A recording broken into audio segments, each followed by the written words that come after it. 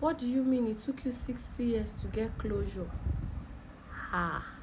It's Saturday and I was in bed for the longest of time reading a book that I started the book in the course of the week and I decided to finish it this morning because after a week of back-to-back lectures and waking up extra early to attend morning class, I deserved this much. But anyway, this book pissed me off, my god. Because what do you mean you use 60 years to get closure? The book I'm talking about is the stationery shop of Tehran.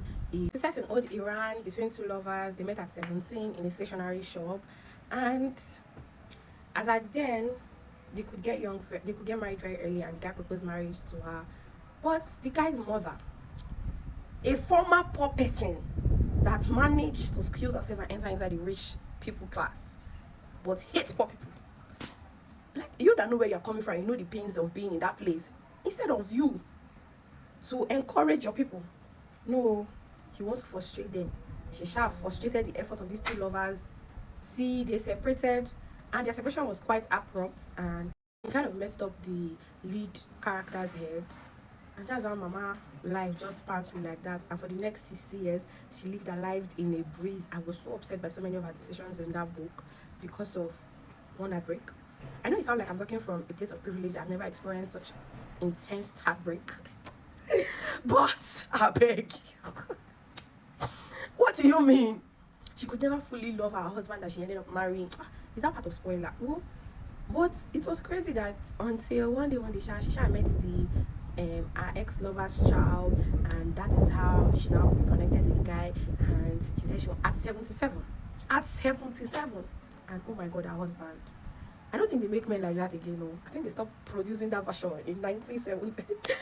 Her husband was the one that drove her to go meet her ex. And she told her husband to come in with her. Ona went to sit down in the coffee shop. And even when, for me here, all the adults in that book, except her parents, in fact, including her parents, but her parents were like the sweetest people. Her father, for a 1953 man to be forward thinking, to want to send his children to school, to university, no, I can't for the man. But all the adults in that book needs serious evaluation. All of them, they were so wrong, from all the leaders to everything that happened in that book. So all the adults, they need to lie them down and give them different strokes of cane, starting from Barman's mom. Barman is a male character. His name was Barman. His mommy should be flogged 150 lashes, and if you do ouch, they should start again.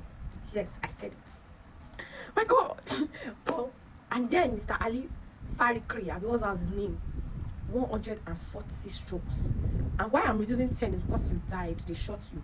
But 140, and if you do ouch, they should start again. Oh, again. Yeah, those are the people that annoyed me the most.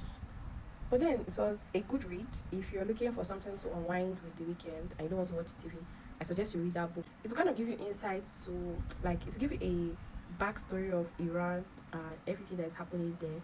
And one thing, I'm very sad that, you can imagine, that book was dated for 1953, and all this protesting and war and stuff is already brewing there. And in big 2026, they are still living in war. It's such a terrible way to have lived. This is how many years of living, and they've still not gained total freedom. It's just so sad, like so sad, very sad. Anyway, if you've not read the book, go and read it. If you're ready, please tell me your thoughts in the comment section. I'd like to read all of it, and let's banter. If you think I'm wrong, tell me. Let's talk, okay?